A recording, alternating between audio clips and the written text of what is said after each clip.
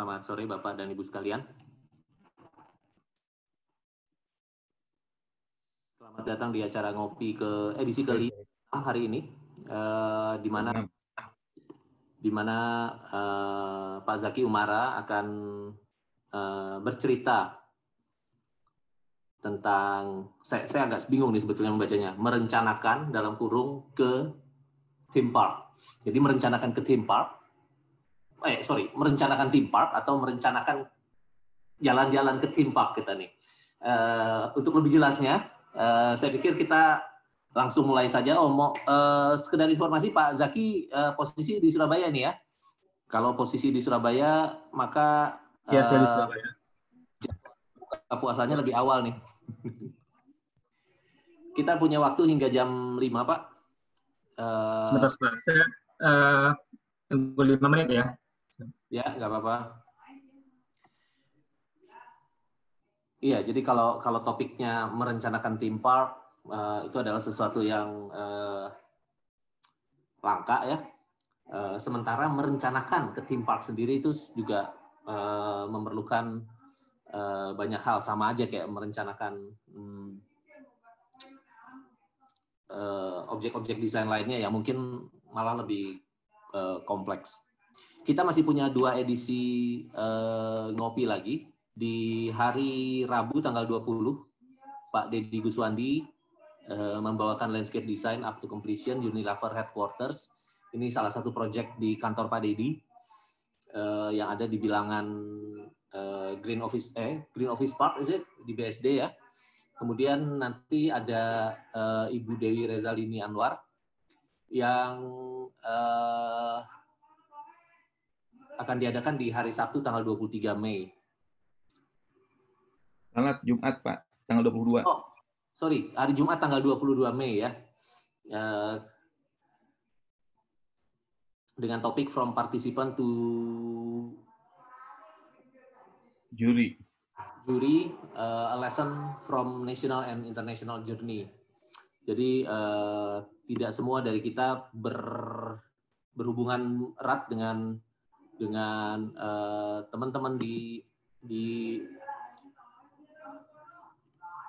tidak semua kita memiliki kesempatan untuk menjadi juri, bahkan lebih khusus di tataran IFLA, International Federation of Landscape Architect, Ibu Dewi Rezalini Anwar adalah delegate kita untuk berhubungan dengan teman-teman di IFLA. Karena edisi ngopi kita sudah mendekati edisi akhir, jika ada usulan tentang program, tentang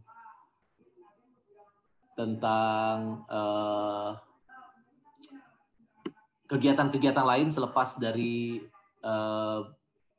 bulan Ramadan ini, kalau ada potensial speaker, potensial topik, silakan share, silakan dimasukkan ke chat room kita. Oh ya, saya barusan lihat ini ada Pak Parvi ya. Selamat datang Pak Parvi. Beliau dari Jawa Tengah.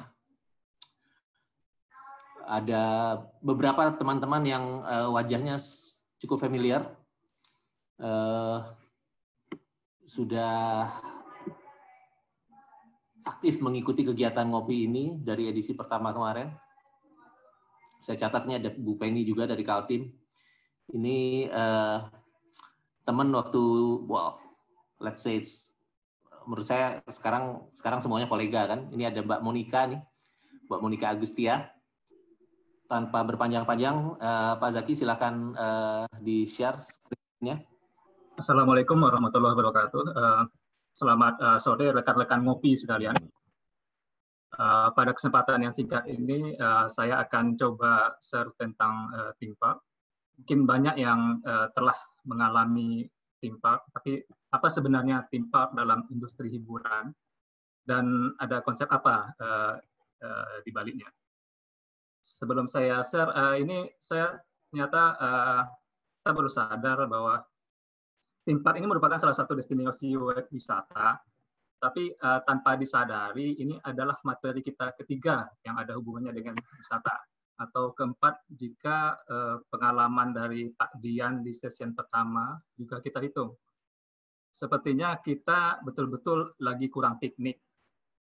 hampir 2 bulan COVID-19 memaksa kita untuk 2 bulan mungkin udah ya, memaksa kita untuk di rumah. Semoga wabah ini segera berakhir. Saya coba share screen.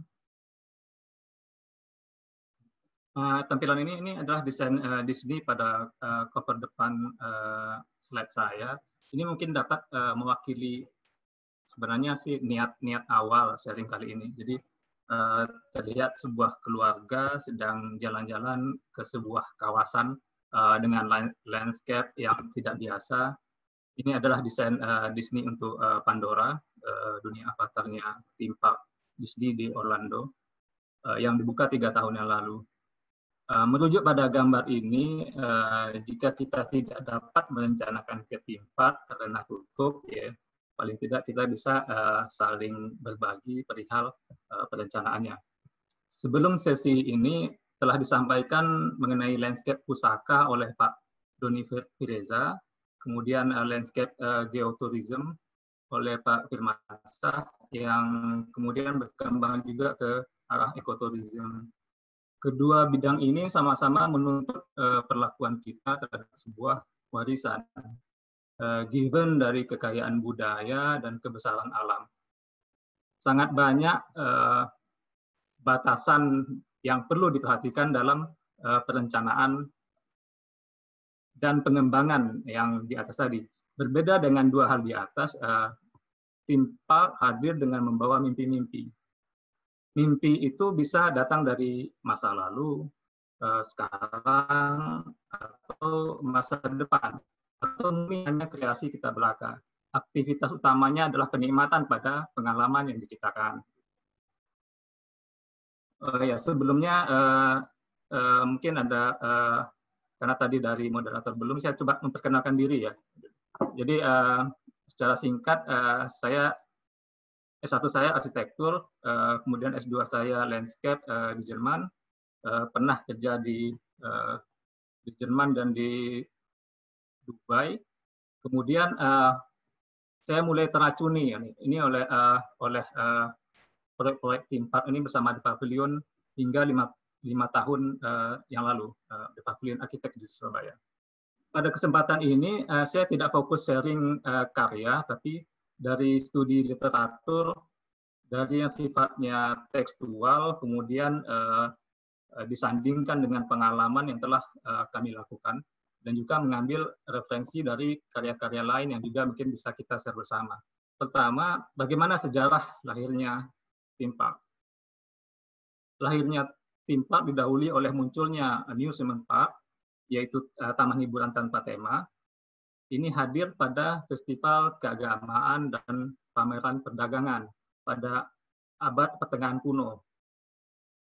Dan selanjutnya saat revolusi industri di Eropa, abad 18, di mana negara-negara bersaing di bidang industri, diadakanlah sebuah World Fair pertama di London. Di sini setiap negara beserta pameran memberi dekorasi standnya sesuai dengan ciri khas negaranya masing-masing. Pengunjung yang datang ke event tersebut dapat menikmati berbagai tema kekayaan budaya dari seluruh dunia. Hal-hal seperti inilah yang menjadi akhirnya penerapan tema. Selanjutnya dalam dunia hiburan, penerapan tema pertama kali hadir pada wahana Ghost Town, yaitu kota hantu di California tahun 1940. Sedangkan theme park pertama dalam artian lengkap selain tema ada rides, ada wahana, hiburan lainnya itu adalah Santa Claus Land di Indiana tahun 1946. Baru kemudian Walt Disney membuka Disneyland 1955. Disney, industri film Hollywood dan dunia hiburan inilah yang sebagai faktor pendorong munculnya konsep theme park. Nah, sebagai gambaran sejarah tadi, berikut ini saya coba tampilkan 2 event yang sama-sama tidak permanen, yang masih berlangsung sampai sekarang. Pertama, pada gambar sebelah kiri ini adalah Oktoberfest di Munich, Jerman. Ini merupakan salah satu contoh amusement park yang berlangsung berkala sampai saat ini. Sekarang kita juga sering menemui amusement park indoor ya, mal-mal termasuk di negara kita. Sedangkan tampilan gambar kedua sebelah kanan adalah entrance dari Global Village di Dubai. Menurut saya Global Village ini bisa dikatakan versi modern dari penerapan tema seperti yang zaman revolusi industri abad 18 tadi. Saya ke sana 12 tahun yang lalu tidak merasa ini adalah sebuah theme park. Sekarang umurnya 25 tahun, telah berkembang menawarkan produk dan budaya dari 80 negara di area lebih kurang 160 hektar. Nah, mungkin saja sekarang ini sudah menjadi theme park. Benar apa tidak? Saya perlu ke sana lagi untuk merasakan pengalamannya. Kenapa? Karena warna pengalaman itu adalah penting pada sebuah theme park. Apakah ini benar-benar theme park atau tidak dari pengalaman. Oke, kita next dulu ya. Secara historis, hampir semua lingkungan bertema skala besar dirancang untuk hiburan. Sehingga industri yang menciptakan tempat ini dikenal sebagai theme entertainment atau hiburan bertema. Sedangkan theme park merupakan salah satu bentuk dari theme entertainment ini. Selain itu ada juga resort, water park, museum, zoo, kasino, tim restoran, termasuk di sini juga rumah sakit. Nah, sebenarnya apa sih theme park tersebut? Ada beberapa pengertian tentang theme park yang tertampil di sini. Ada sebagian kecilnya. Definisi bisa macam-macam.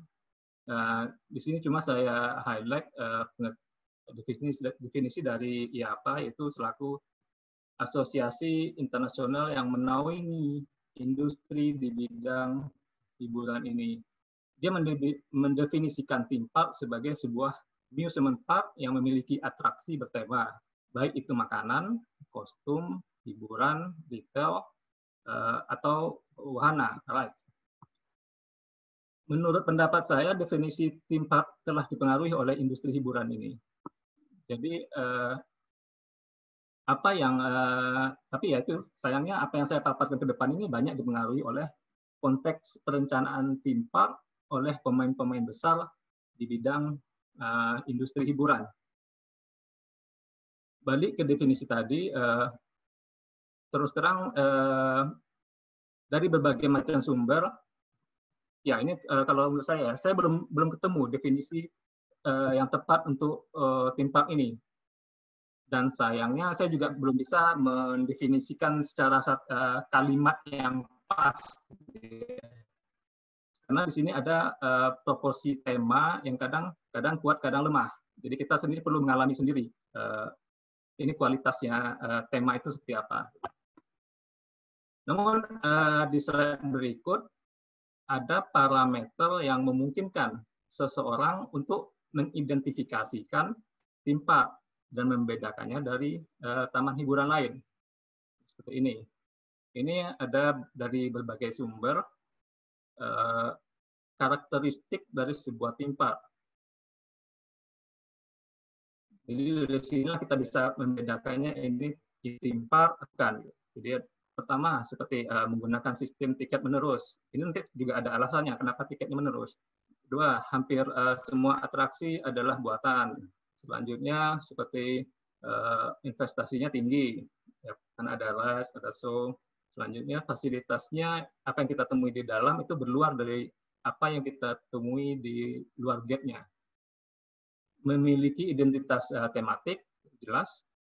Selanjutnya berarti punya satu atau lebih area tematik di dalamnya. Juga diatur dalam area tertutup atau dengan akses terkontrol. Memiliki fasilitas yang cukup untuk menarik keluarga dan mengandung cukup ride, show, wahana, dan sistem transport yang untuk masa kunjungan rata-rata 5-7 atau 8 jam. Terus menghadirkan atmosfer yang menghibur, juga memiliki profesionalitas dalam bidang komersial, bagaimana mereka mengelola shop, F&B, dan tidak hanya sekedar ada. Juga ada standar dalam produk, layanan, pemeliharaan, dan kebersihan. Dan dikelola secara terpusat. Kemudian theme park modern misalnya pada proses produksi dan pengoperasian menggunakan teknologi. Nah, ini juga saya tambahkan di poin-poin yang saya temui bahwa dapat dirasakan theme park itu menawarkan pengalaman bagi pengunjung lebih dari sekedar hiburan. Jadi yang ditawarkan itu pengalaman, bukan hiburan, beda. Nah, nanti mungkin ada karakteristik yang mungkin bisa masuk lagi. Nah, sekarang apa sih produk dari sebuah theme park sebenarnya? Di mana perencana theme park mendesain dan memperhitungkan produk-produk ini untuk pengunjung. Jadi ini yang ditawarkan ke pengunjung dari sebuah theme park itu ada di 3 level sini. Jadi ada core product, produk inti, ini tidak berbentuk tapi dirasakan oleh pengunjung. Seperti excitement, suasana, kegembiraan, fun, arahnya ke kualitas pengalaman, ya tiket yang murah juga seperti itu. Terus lapisan kedua ada supporting product, produk yang mendukung produk inti di atas tadi. Nah, ini sifatnya bisa dilihat bentuk dari apa yang kita desain untuk mencapai pengalaman yang kita kreasikan, kita inginkan, seperti wahana, rides, pertunjukan, resto, souvenir shop, desain landscape, dan ruang luar termasuk di sini. Juga merek, branding. Lapisan terluar adalah facilitating product. Ini lapisan terluar yang memberikan kemudahan pengunjung dalam menikmati theme park. Jadi seperti ramah disable, parking area, waktu buka jam berapa, seperti itu, termasuk kondisi cuaca dan lokasinya berada. Nah, sebagai perencana, kita harus mempertimbangkan 3 lapisan output yang di atas tadi, agar tujuan sebuah theme park memberikan pengalaman yang menarik bagi pengunjung bisa tercapai. Berikut ini ada dalam sebuah buku theme park, Scott Lucas, di sini saya ambil, memaparkan tulisannya pengaruh sebuah theme park pada sosial masyarakat berdasarkan fungsi-fungsinya. Saya hanya mengambil apa saja fungsi-fungsi theme park tersebut, yaitu oasis, land, machine, show, brand, and text, seperti ilustrasi di sini. Nah, sebagai seorang arsitek landscape bisa mensupport kualitas semua fungsi-fungsi ini. Namun ada yang perlu saya highlight untuk keterlibatan arsitek landscape, yaitu terutama poin 1 dan 2, yaitu oasis dan land, yaitu tempat itu berfungsi sebagai tempat yang menyenangkan, sebagai tempat pelarian keluar dari rutinitas yang membosankan, dunia kerja dan sebagainya. Tempat juga termasuk tempat sharing ragam budaya, tempat dengan landscape yang indah, tempat yang tidak pernah dikunjungi sebelumnya. Jadi sebagai dunia impian. Namun di sini juga theme park itu berfungsi sebagai show. Ini fungsi utamanya. Fungsi utamanya theme park adalah sebagai tempat pertunjukan. Dalam artian menawarkan pengalaman sebenarnya lingkungan buatan, bukan hanya sebatas hiburan yang ditonton, tapi ada interaksi multisensori di sini, dan di poin akhir juga disebut kalau theme park itu adalah berfungsi sebagai teks. Maksudnya di sini adalah theme park sebagai sebuah konsep yang melampaui fisiknya. Jadi ada pesan-pesan, ada manifesto yang disampaikan selain wujud yang kita lihat di lapangan. Nah, sekarang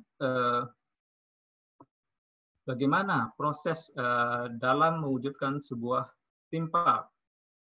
Berikut ini adalah fase dan tahapan perencanaan sebuah theme park dimulai dari inisiasi hingga theme park tersebut dibuka dan beroperasi. Karena di theme park ada mesin, ada alat, atraksi, ride, show, dan sebagainya, maka yang ditemakan, yang penting yang tadi itu ada ride, atraksi yang ditemakan, maka ada tambahan tahapan dibandingkan proses proyek landscape atau yang sifatnya arsitektural sipil biasa, yaitu di fase desain proses ada tahap penyiapan dokumen aplikasi ride atau wahana, kemudian di fase implementation proses atau proses konstruksi ada tahap produksi atau fabrikasi, serta disusul dengan instalasi alat, mesin, show, rides gitu. Dan selanjutnya ada soft opening sebelum dilakukan grand opening. Nah, ini tahapan-tahapan biasanya. Dan nah ini display di sendiri menyebut desain proses tadi sebagai sebuah imaginary process, dari kata gabungan imagination dan engineering. Tapi di sini bukan didefinisikan sebagai gabungan langsung antara keduanya, tapi as the blending of creative imagination and technical know-how. Ada penekanan kata kreatif di sini, dan bagaimana menyelesaikan secara teknis. Jadi di sini lebih ke arah penyelesaian terhadap ide-ide baru yang belum pernah ada, yang dikeluarkan oleh tim kreatif. Kita lihat di sini juga ada tahapan awal dari perencanaan, ada yang disebut Blue Sky. Ini akan saya singgung pada slide selanjutnya dengan contoh. Nah, di sebelah kanan ini adalah sebuah sketsa konsep awal dari Janggelan Sentul yang pernah dikerjakan oleh tim The Pavilion Architect. Tadi saya lihat di Zoom ini ada beberapa yang dari alumni dari The Pavilion ya. Ada Farida, Nina juga ada tadi. Nah, kembali ke tag ini, existing pada saat waktu itu adalah adanya sebuah island yang membelah sungai. Jadi ada daratan di tengah sungai. Muncullah ide seperti ini. Pulaunya diangkat, diterbangkan. Jadilah flying island. Nah, ini sketsanya Mas Eksai, nggak tahu ada tadi orang di sini. Dan sebelum dilarang, maka ide ini akan juga terus dilakukan secara serius dengan sebuah model 3D. Yang mau saya highlight di sini adalah di tahap perencanaan konsep sebuah theme park ada yang namanya Blue Sky. Ini adalah proses mengeluarkan segala ide di mana semuanya adalah mungkin. Nggak ada pertimbangan-pertimbangan yang bisa menghalangi sebuah proses kreatif.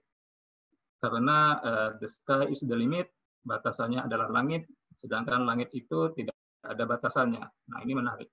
Tapi nanti bagaimana membangunnya? Nah, yang kita rencanakan adalah dunia impian. How to make dream come true. Ya memang sulit, tapi harus dijalani. Nah, sekarang siapa saja anggota tim yang terlibat dalam perencanaan sebuah theme park? Anggota tim yang terlibat bisa dari mana saja. Seperti list sebelah kanan, ada desainer grafis, landscape arsitek, urban designer, product design, hingga kita juga melibatkan sejarawan dan budayawan, gitu.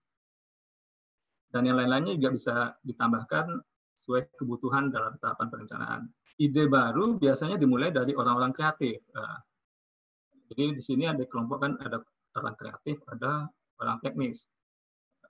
Ide itu biasanya dari orang kreatif. Seperti disebutkan sebelumnya, karena ide itu tidak ingin dibatasi oleh pertimbangan-pertimbangan yang atau batasan-batasan teknis. Jadi di sini ada orang-orang kreatif dan ada orang-orang teknis. Saat sebuah tim beroperasi, malah akan bertambah lagi anggota tim teknis atau kreatif yang terlibat. Nah, sekarang kita di sini arsitek landscape masuk mana gitu? Masuk sebagai orang kreatif atau orang teknis? Selama arsitek landscape selalu melakukan analisa site di awal proses perencanaannya, melihat lingkungannya, konteksnya berada, jadi masih ada pertimbangan teknis di profesi ini. Jadi masuk mana? Ya, masuk kedua-duanya aja. Orang teknis yang kreatif atau orang kreatif secara teknis.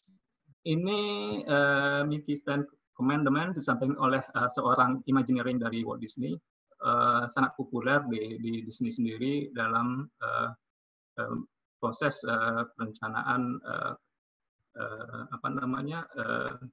jaringannya. Itu ada 10 harus diingat tim kreatif dalam mendesain sebuah theme park. Pertama, know your audience. Kita harus mengetahui pengunjung, pengguna, target pasar, dari apa yang akan kita desain nanti. Kedua, cobalah menjadi pengunjung. Jika kita menjadi pengunjung, apa yang kita dapat dan apa yang kita inginkan. Nah, juga coba mengalami apa yang telah kita buat. Jadi setelah kita desain, selesai, coba kita ngalami. Nah, itu juga merupakan proses. Ketiga, organize the flow of people and ideas. Kita menata flow sirkulasi pengunjung, bagaimana cara mereka menikmati theme park. Ini berkaitan juga dengan tatanan sequence dari setiap ide yang akan kita wujudkan. Bagaimana storyline yang akan dialami oleh pengunjung tersampaikan dengan cara yang halus. Selanjutnya adalah menciptakan visual magnet. Nah, ini sebagai reward atau pancingan bagi pengunjung untuk melakukan perjalanan. Dengan ini pengunjung tanpa sadar dan lelah akan mengikuti setiap sekuen dan ruang antara yang kita ciptakan. Yang kelima, mengkomunikasikannya secara visual, nonverbal. Jadi menyampaikan ide kita dengan cara-cara yang dapat diidentifikasi secara visual menarik, seperti melalui bentuk, warna, tekstur, irama, permainan, elevasi, dan ketinggian, sebagainya. Bahkan yang sifatnya kinetis, jadi animatronik, sesuatu yang bergerak. Ini sangat menarik perhatian pengunjung. Selanjutnya yang keenam adalah hindari pengunjung mengalami kelebihan beban. Jangan memberi banyak informasi dan objek yang belum tentu dapat mereka cerna. Namun bagi yang ingin lanjut, ingin nyapul, ada pilihan. Nah, disinilah fungsinya tema sebenarnya. Jadi tema itu sebagai pemberi agar fokus, gitu, juga sebagai penyaring. Ketujuh, sampaikan hanya satu story dalam satu waktu. Jadi perlu storyline yang jelas dan konsisten. Pengunjung akan gampang menyerap, mengingat informasi jika arahnya jelas dan logis. Nah, kedelapan adalah hindari desain dan elemen-elemen yang saling berbenturan. Nah, ini untuk menjaga suatu identitas dari sebuah theme park. Seperti halnya karya landscape atau arsitektural lainnya, theme park juga butuh identitas, malah lebih. Dengan cara ini, masyarakat dapat membedakan mana, bahkan menilai keunggulan suatu karya dibandingkan karya lain. Yang kesembilan adalah untuk setiap bagian, walaupun kecil, berikan limpahan fun, kesenangan bagi pengunjung. Misalnya, jika kita mengedukasi orang, jangan bilang mereka kalau kita sedang melakukannya. Gitu. Jadi, ini wahana edukasi, seperti itu. Jadi, buatlah menyenangkan, make it fun. Ke-10, dan yang terakhir adalah jagalah aspek kebersihan, pelayanan, keamanan, jagalah hati juga ya kalau di bulan-bulan ini. Ingat, karena nilai setitik rusak susu sebelanga. Sama halnya seperti kita kadang lebih gampang ingat kekurangan orang lain daripada kelebihannya. Selanjutnya, di sini ada beberapa karakter tema yang baik. Jadi, bagaimana tema yang baik? Pertama, untuk memungkinkan sebuah mise en scene atau settingan. Selanjutnya, tema harus merujuk pada sebuah cerita, story, atau argumen. Ketiga, tema harus dapat diuraikan dan menghadirkan tahapan-tahapan. Jadi ini storyline. Tahapan-tahapan ini, storyline ini indah dan dramatis, gitu, yang akan dialami oleh pengunjung.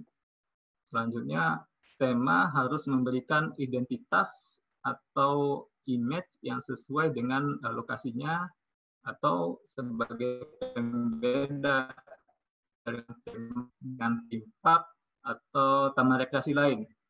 Nah, juga tema harus bertujuan menawarkan konsep. Jadi arahnya itu konsep dan hubungannya dengan bentuk desain, isi sebuah theme park, bagaimana zonasinya, bagaimana sirkulasinya, dan lain-lain. Tema juga memberikan kesatuan, jadi kepaduan pada keseluruhan perencanaan dan pada strategi marketing, positioning, penerapan pada sosial media, dan lain-lain. Nah, dari poin-poin di samping kiri ini dapat disimpulkan bahwa tema dalam merencanakan sebuah theme park berfungsi sebagai argumen atau konsep. Jadi tadi kenapa tadi ada Flying Island?